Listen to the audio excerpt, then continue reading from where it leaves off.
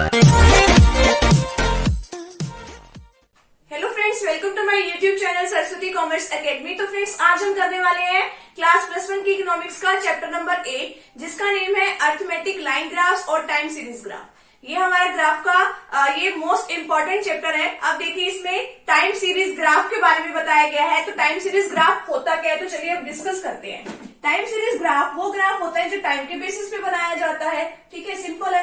Time के basis पे जो भी ग्राफ हमने बना दिया है उसको हम क्या कहेंगे, टाइम सीरीज ग्राफ। तो इसमें भी देखो, एक एग्जाम्पल के साथ मैंने यहाँ पे समझाया हुआ है कि हमें देखना है कि एक पर्टिकुलर टाइम पे हमारी फर्म के प्रॉफिट्स कितने हैं। एक पर्टिकुलर पॉइंट ऑफ टाइम पे हमारी फर्म के प्रॉफिट्स कितने हैं, हमें बताना है ग्राफ की हेल्प से। तो अब देखो, ग्राफ में हमने ले लिया है एक्स एक्सिस और एक ले लिया है हमने वाई एक्सिस। अब जो एक्स एक्सिस है उस पे हमने ले लिया है टाइम को। किसको ले लिया है? टाइम को। कि 2008 में हमारा कितना प्रॉफिट था, 2009 में हमारा कितना प्रॉफिट था और 2010 में हमारा कितना प्रॉफिट है।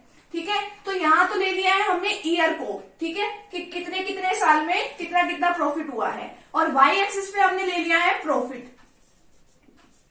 यहाँ पे हमने प्रॉफिट को ले लिया है। अब देखो, यहाँ पे 500, 1000, 1500, 2000, यहाँ पे हमने 500 का क्या ले लिया, हमने गैप ले लिया।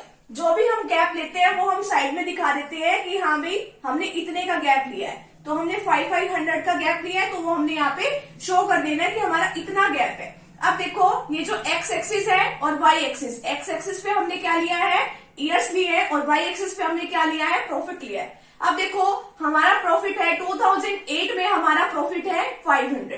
2008 में हमारा प्रॉफिट है 500। तो हम कैसे यहाँ पे ग्राफ में कैसे शो करेंगे, यहाँ से एक्स एक्सिस पे 2008 के बिल्कुल सामने और 500 के यहाँ से बिल्कुल सामने। ठीक है, तो यहाँ पे हम क्या कर देंगे, पॉइंट लगा देंगे। ठीक है, तो यहाँ पे हमने पॉइंट लगा दिया। 2009 में हमारा प्रॉफिट है 1000। तो क्या करेंगे 1000 के लिए, ये 2009 में हमारा प्रॉफिट कितना है, 1000। तो यहाँ पे हम एक पॉइंट लगा देंगे। और 2010 में हमारा प्रॉफिट जो है वो कितना हो गया है, 2000।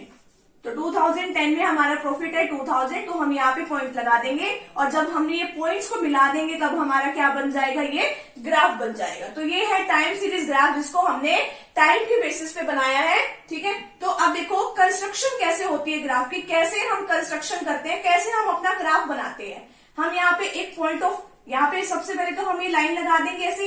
ये जो हमारा ग्राफ पेपर होता है हम उसके मिड में ये बनाते हैं। ठीक है, तो मिड में हम ये बना देते हैं। अब यहाँ पे देखो, यहाँ पे इस तरीके से हमने ड्रॉ किया। यहाँ पे हमारा वाई एक्सिस है और यहाँ पे हमारा जो है ये एक्स एक्सिस है। इतना तो आपको पता ही होगा, ये तो जो है 10th में भी आता है और छोटी क्लासेस में भी आना स्टार्ट हो जाता है। अब ये देखो, ये है हॉरिजॉन्टल। हॉरिजॉन्टल जो है, हॉरिजॉन्टल होता है ये वाली लाइन। ठीक है, जो इस तरीके से जो लाइन होती है वो होती है हॉरिजॉन्टल। तो इस पे ले लिया हमने एक्स एक्सिस को। ठीक है, और ये होती है सीधी लाइन जो होती है वो होती है वर्टिकल। ठीक है, तो वर्टिकल उस पे हमने क्या लिया है, वाई एक्सिस ले लिया है। ठीक है, आपके कंस्ट्रक्शन ऑफ ग्राफ में ये बताया गया है कि हाँ भाई, ये वाई एक्सिस है। ठीक है, और ये एक्स एक्सिस है। एक्स एक्सिस जो है वो हॉरिजॉन्टल है, वाई एक्सिस जो है वो वर्टिकल है। वर्टिकल का मतलब होता है ऐसे सीधी लाइन। ठीक है, अब यहाँ पे ये ओ क्या है, ये है हमारा पॉइंट ऑफ ओरिजिन। क्या है ये, हमारा पॉइंट ऑफ ओरिजिन। ठीक है, अब देखो, यहाँ पे हमने इसको 4 पार्ट्स में डिवाइड कर दिया है कि आपने 9th 10th में भी पढ़ा होगा। Quadrant first, quadrant second, quadrant third, quadrant fourth. ठीक है, अब यहाँ पे देखो, जो क्वाड्रेंट फर्स्ट है उसपे हम दोनों ही पॉजिटिव को लेते हैं। पॉजिटिव एक्स हमारा, ये वाली चीज जो है ये भी पॉजिटिव है और ये जो वाई एक्सिस है ये भी हमारा पॉजिटिव है। तो दोनों अगर पॉजिटिव हो, पॉजिटिव एक्स और पॉजिटिव वाई, वो हम कहाँ लेते हैं, क्वाड्रेंट फर्स्ट में लेते हैं। अब क्वाड्रेंट सेकंड में हम क्या लेते हैं, क्वाड्रेंट सेकंड में हम क्या लेते हैं, हम अपना लेते हैं माइनस का तो एक्स होना चाहिए। ये जो चीज है वो हमारी माइनस की होती है एक्स, और जो वाई है वो क्या होता है, हमारा पॉजिटिव होता है। और क्वाड्रेंट थर्ड में हम दोनों ही इसको, एक्स को भी और वाई को भी, दोनों ही हमारे क्या होते हैं, माइनस के होते हैं। और क्वाड्रेंट फोर्थ में हमारे एक्स होता है हमारा पॉजिटिव। ये तो लाइन क्या होती है, पॉजिटिव वाली लाइन होती है, और ये जो नेगेटिव वाली लाइन होती है वो हमारी होती है वाई की। तो इस तरीके से लेते हैं। वैसे हम मैक्सिमम किस पे हम अपना ग्राफ ड्रॉ करते हैं, इसी एक्सिस पे हम अपना ग्राफ ड्रॉ करते हैं इस तरीके से।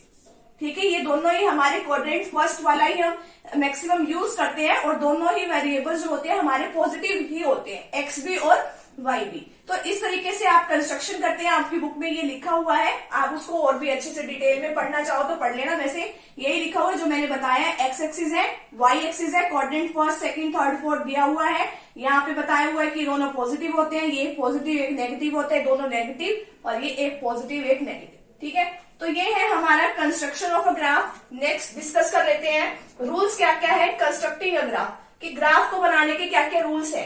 हेडिंग होनी चाहिए सबसे पहले तो, ग्राफ किस लिए बना रहे हैं, हमें समझ में तो आए कि हमने ग्राफ किस लिए बनाया है, क्यों बनाया है। ठीक है, तो हमें हेडिंग देनी है उसकी। चॉइस ऑफ स्केल, अब देखो चॉइस ऑफ स्केल का मतलब क्या होता है कि हाँ भाई हमें बताना चाहिए कि कितने स्केल पे हमने एक मेजरमेंट कितना लिया है। जैसे हमने ये कितना मेजरमेंट लिया है कि इनके बीच में गैप कितना है, गैप कितना है, 0 से लेके 500 के बीच में कितना गैप है, 500 का, फिर 500 से 1000 तक के बीच में कितना गैप है, फिर 500 का। तो चॉइस ऑफ स्केल यानी कि हमें चॉइस लेनी है, स्केल को मतलब अच्छे से मेजरमेंट करके हमने चलना है।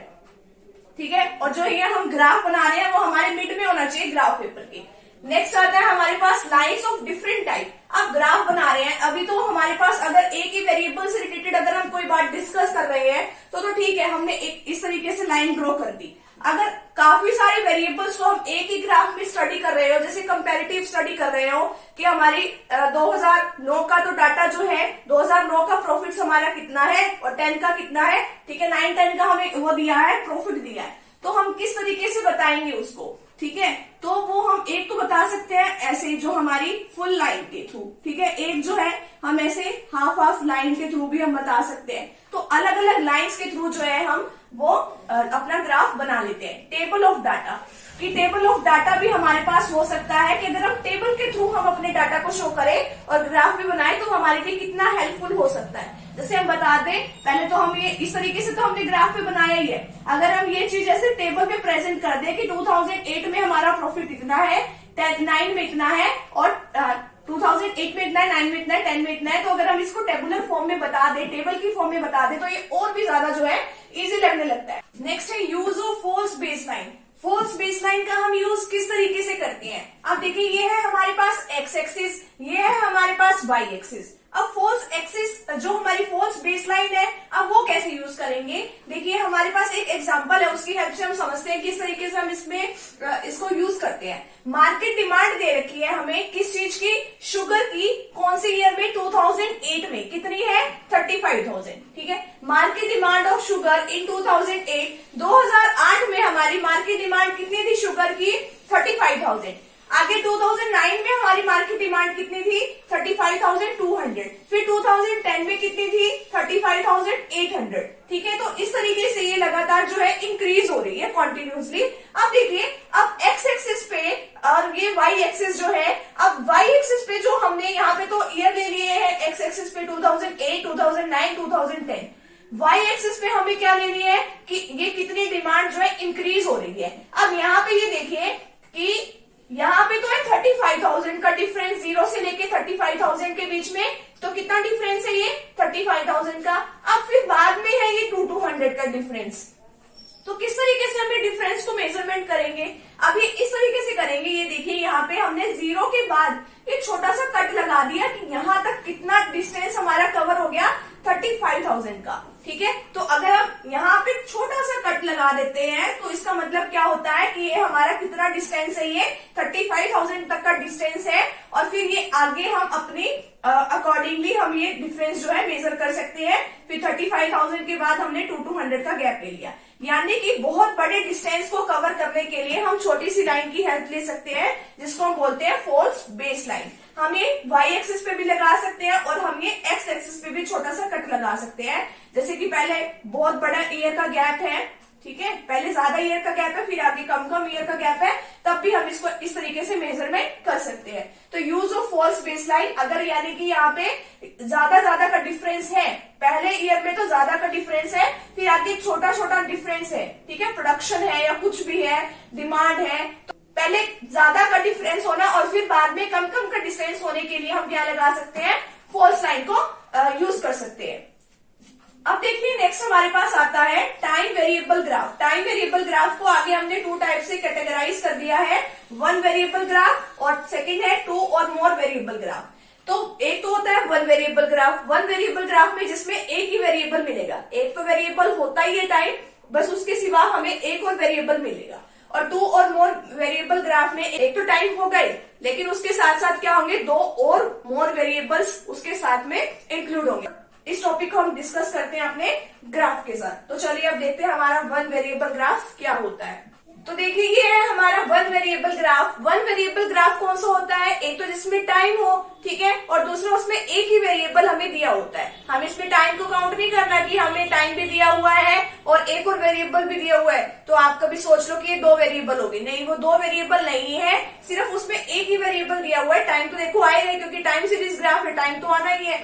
तो एक तो दिया हुआ है आपको मंथ्स, जनवरी, फेब, मार्च, अप्रैल, मई, जून, ठीक है। यहाँ पे दे रखा है आपको प्रोडक्शन, तो ये है आपका वेरिएबल। तो आपने मंथ्स को तो कहाँ लेना है, एक्स एक्सिस पे लेना है, और जो आपका प्रोडक्शन है उसको आपको लेना है वाई एक्सिस पे, ठीक है। जैन में कितना है 5, फेब में कितना है 7.5, मार्च में कितना है 5, अप्रैल में 10, मई में 12.5, जून में 15 है, ठीक है। तो अब देखो जनवरी में कितना प्रोडक्शन कर रखा है इसमें 5 पे। अब यहाँ पे हमने कितने कितने का गैप ले लिया, अब यहाँ पे एक तो मिनिमम तो कितना है 5, मैक्सिमम कितना है 15, तो हमने 5 का गैप यहाँ पे ले लिया, 5, 10, 15।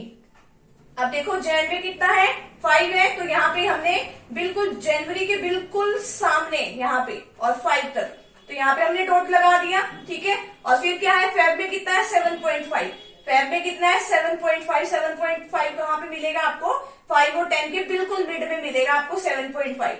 मार्च में कितना है 5 है, तो यहाँ से मार्च के साथ ऊपर गए यहाँ पे, और तो 5 कहाँ है यहाँ पे, तो यहाँ तक ऊपर जाना है, यहाँ पे एक डॉट लगा देनी है। फिर अप्रैल में कितना है 10, अप्रैल में कितना है 10 है, तो यहाँ पे 10 कहाँ पे है, ये रहा 10, ठीक है। अप्रैल में 10 है, और मई में कितना है, मई में है 12.5, और जून में कितना है 15। तो ये जो पॉइंट्स है अगर हम इसको स्केल की हेल्प से मिला देते हैं, तो ये तो होता है हमारा वन वेरिएबल ग्राफ, जिसमें सिर्फ हमें एक ही वेरिएबल दिया हुआ है। एक वेरिएबल कौन सा दिया हुआ है, प्रोडक्शन, जिसको हमने ले लिया है वाई एक्सिस पे, ठीक है। तो ये तो हो गया हमारा वन वेरिएबल ग्राफ।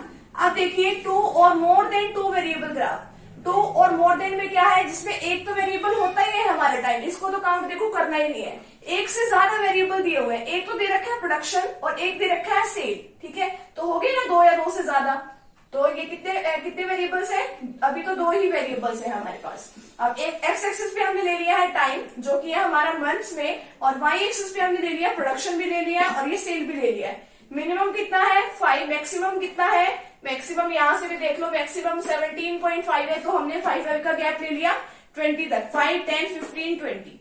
अब देखो जैन में कितना प्रोडक्शन का रखा है 5, तो जनवरी यहाँ से स्टार्ट है, तो ये 5 पे एक डॉट यहाँ लगा देंगे 5, पहले प्रोडक्शन का बता रही हूँ। फिर फेब में कितना है 7.5, फिर फेब में 7.5 है, 7.5, 5 और 10 के बीच में मिलेगा 7.5। फिर मार्च का कितना है 5 है, मार्च में है 5, तो यहाँ पे एक डॉट लगा देंगे। फिर अप्रैल में कितना है 10, तो 10 कहाँ पे है, ये रहा 10, यहाँ पे एक डॉट लगा दी।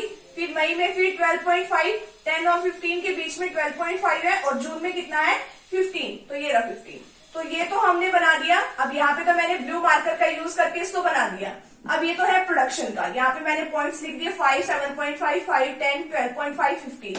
तो ये तो मैंने बनाया है ब्लू के साथ। अब देखो, अब आपके पास तो ब्लू ब्लैक अगर हो ना हो, ठीक है, तो आपने किस तरीके से बनाना है। एक तो आपने अभी मैंने बताई थी ना कि लाइन जो डिफरेंट डिफरेंट टाइप्स की होती है। एक तो आपने डार्क लाइन बना देनी है, एक आपने ऐसे लाइन को छोटे छोटे ऐसे पीसेस में डिवाइड कर देना है, यानी कट कट करके इस तरीके से आपने लाइन को कट करके आपने लाइन को ड्रॉ कर देना। अब नेक्स्ट है सेल का। सेल का देखो जैन में कितना है, जैन में है आपका 7.5, तो ये रहा 7.5, ठीक है। फेब में कितना है 10, तो फेब में कितना है 10, ये रहा, ठीक है। फिर मार्च में कितना है 7.5 है, फिर 7.5 पे यहाँ पे डॉट लगा देंगे। अप्रैल में लगा देंगे 12.5 पर, फिर मई में कितना लगा देंगे 15 पर, 15 ये रहा, और जून में कितना है 17.5 है जून में, तो ये रहा 15 और 20 के बीच में यहाँ पे 17.5 है। तो इस तरीके से आपने यहाँ पे पॉइंट्स को फिर मिला देना है, तो ये आपका बन गया। तो ये है हमारा आज का टॉपिक। अभी तो 1 वेरिएबल ग्राफ और 2 और मोर देन 2 वेरिएबल ग्राफ। ठीक है, तो आगे जो इस चैप्टर का जो नेक्स्ट पार्ट है तो अभी हम उसको भी डिस्कस कर लेते हैं। अगर आपको इनका स्क्रीनशॉट चाहिए तो आप इसका स्क्रीनशॉट भी ले सकते हैं। तो चलिए अब डिस्कस करते हैं हमारा general rules for constructing diagrams and graphs, कि क्या क्या रूल्स है कि जब हम डायग्राम्स को या फिर ग्राफ्स को बनाते हैं। तो फर्स्ट हमारे पास आता है प्रॉपर साइज, कि जो हम ग्राफ बना रहे हैं या फिर कोई भी डायग्राम बना रहे हैं वो प्रॉपर साइज के अकॉर्डिंग होना चाहिए। ठीक है, कि जितना भी हमारे पास पेज है हम उसी के अकॉर्डिंग ग्राफ बनाए। ये नहीं है कि हमारे पास जो डाटा है वो तो हमारे पेज से भी एक्स्ट्रा जा रहा हो। ठीक है, हमारा सारा डाटा उस पेज के अंदर कवर अप हो जाना चाहिए। नेक्स्ट है प्रॉपर हेडिंग, हमें प्रॉपर हेडिंग देनी चाहिए कि हमारा जो डायग्राम बना रहे हैं या फिर जो ग्राफ बना रहे हैं वो किस लिए बना रहे हैं, किस क्या पर्पस है हमारे इसके पीछे बनाने का। ठीक है, और ये ग्राफ जो है किस लिए बनाया जा रहा है, तो ये सब कुछ बता देना चाहिए कि किस लिए बनाया जा रहा है, किस टॉपिक के ऊपर बनाया जा रहा है, सब कुछ। नेक्स्ट है प्रॉपर स्केल, प्रॉपर स्केल से मेजरमेंट होनी चाहिए कि कितना गैप जो है जो हम डायग्राम बनाते हैं या फिर जो भी ग्राफ बनाते हैं कि कितने कितने के इसमें गैप आ रहा है। नेक्स्ट है use of sine and colours, जैसे कि 2 या 2 से ज्यादा वेरिएबल्स को हम एक ही ग्राफ में बनाते हैं तो हम अलग अलग साइंस का यूज कर सकते हैं या अलग अलग कलर्स का यूज कर सकते हैं। मान लो एक ग्राफ के अंदर हम प्रोडक्शन का भी बना रहे हैं और सेल्स का भी बना रहे हैं, तो प्रोडक्शन के अंदर हम या तो फिर डॉटेड लाइन का भी यूज कर सकते हैं और एक के अंदर सेल के अंदर हम ऐसे पूरी लाइन का भी यूज कर सकते हैं। ठीक है, नेक्स्ट है लेस यूज ऑफ वर्ड्स, हमें कम से कम वर्ड्स का यूज करना चाहिए जिसको हम ऐसे ग्राफ की हेल्प से ऐसे दिखा सकते हैं। तो उसमें हमें वर्ड्स की मतलब लिखने की जरूरत ही क्या है, इतना बड़ा ग्रंथ लिखने की जरूरत ही नहीं है। ठीक है, जब हमारा थोड़े से ग्राफ में ऐसे हम बता सकते हैं कि हमारी सेल्स पहले बढ़ रही है फिर कम हो रही है फिर बढ़ रही है। ठीक है, तो इस वजह से हमें जो है वर्ड्स को कम से कम यूज करना चाहिए। नेक्स्ट है ड्रॉइंग द बॉर्डर, हमें लास्ट में मतलब बॉर्डर को ड्रॉ कर देना चाहिए। जब हम ग्राफ बना चुके होते हैं तो उसके बाद हमें बॉर्डर भी बना देना चाहिए जिससे और भी ये मतलब इजी भी लगे और सिंपल भी लगे। ठीक है, नेक्स्ट है सिंपल, जो हमारा ये ग्राफ जो हम बनाते हैं वो हमारा बिल्कुल सिंपल एंड सोबर होना चाहिए। ये नहीं है कि डेकोरेट कर दो उसको अच्छी तरीके से, बिल्कुल सिंपल होता है ये। ठीक है, कि दूसरे बंदे के समझ में आ जाना चाहिए। नेक्स्ट है इफेक्टिव एंड अट्रैक्टिव, कि जो हम ग्राफ्स को बनाते हैं वो क्या होना चाहिए, हमारा सिंपल भी होना चाहिए, अट्रैक्टिव भी होना चाहिए कि देखने वाले को तुरंत ही समझ में भी आ जाए। तो ये तो है हमारी जनरल रूल्स। ठीक है, नेक्स्ट आते हैं हमारे पास मेरिट्स क्या है इसकी डायग्रामेटिक प्रेजेंटेशन अगर हम करते हैं। सिंपल एंड अंडरस्टैंडेबल इंफॉर्मेशन, इसके अंदर देखो जो हम ग्राफ की हेल्प से जो कुछ समझा सकते हैं वो हमारी मतलब अच्छे तरीके से हम समझा सकते हैं और बिल्कुल सिंपल तरीके से। ठीक है, जैसे कि हमें बताना है कि हमारे प्रॉफिट्स कितने हैं हमारी फर्म के, 2008 के कितने हैं, 2009 के कितने हैं, 2010 के कितने प्रॉफिट्स हैं, तो हम ग्राफ की हेल्प से इजीली जो है बता सकते हैं कि हमारे 2008 में हमारे 500 प्रॉफिट्स है, 2009 में हमारे 1000 प्रॉफिट है और 2010 में हमारे जो है 2000 प्रॉफिट है। ठीक है, तो वो हम इस तरीके से बता सकते हैं ग्राफ की हेल्प से। तो ये सिंपल एंड अंडरस्टैंडेबल इंफॉर्मेशन है। नेक्स्ट है लास्टिंग इम्पैक्ट। लास्टिंग इम्पैक्ट का मतलब है कि देखो जो हम याद करते हैं वो तो हम थोड़े टाइम पीरियड के बाद भूल भी जाते हैं, बट अगर हम कोई पिक्चर देखते हैं तो हमारी मतलब लंबे टाइम पीरियड तक हमारी याद रहती है। तो ग्राफ की हेल्प से क्या होता है, लास्ट इम्पैक्ट पड़ता है, मतलब लास्टिंग इम्पैक्ट पड़ता है इसके ऊपर, हमें लॉन्ग टाइम पीरियड तक वो याद रहता है। No need of special knowledge और ट्रेनिंग, हमें इसके लिए कोई स्पेशल नॉलेज की ट्रेनिंग देने की जरूरत नहीं होती है कि ग्राफ को समझने के लिए कि हमारा ये ग्राफ ऊपर जा रहा है नीचे आ रहा है। ठीक है, तो इसके लिए हम क्या ट्रेनिंग लेंगे, हमें ऐसे भी समझ आ ही जाता है। Attractive and effective means of presentation, कि जो भी हम प्रेजेंटेशन देने जाते हैं वो हमारी से अच्छी लगती है कि दूसरे बंदे के समझ भी आ जाती है वो तुरंत। नेक्स्ट है क्विक कंपेरेटिव ग्लांस, हम इसमें इजीली क्या कर सकते हैं, कंपैरिजन भी कर सकते हैं। एक तो मान लो ये तो हमने बना दिया प्रोडक्शन का, एक बना दिया हमने ये सेल्स का, हम बता सकते हैं कि कौन सी बड़ी है कौन सी कम हुई है। ठीक है, तो हम इजीली कंपैरिजन कर सकते हैं। नेक्स्ट है हमारे पास लिमिटेशंस क्या है डायग्रामेटिक प्रेजेंटेशन की, इसका लिमिटेड ही यूज है। ठीक है, ज्यादातर हम इसका यूज जो है कंपैरेटिव फॉर्म में ही कर सकते हैं, ज्यादा इसका यूज जो है नहीं है। और नेक्स्ट है only preliminary conclusion. Preliminary conclusion क्या होता है, बस इसमें स्टार्टिंग पॉइंट्स में हम इसको यूज कर सकते हैं, फाइनल रिजल्ट जो है हम इससे नहीं निकाल सकते हैं। तो ये है हमारी मेरिट्स और डीमेरिट्स। तो इसी के साथ जो हमारा चैप्टर नंबर 8 है वो हमारा यहाँ पे कंप्लीट हो जाता है। तो मिलते हैं फ्रेंड्स नेक्स्ट टॉपिक के साथ एंड नेक्स्ट वीडियो के साथ। Thank you very much.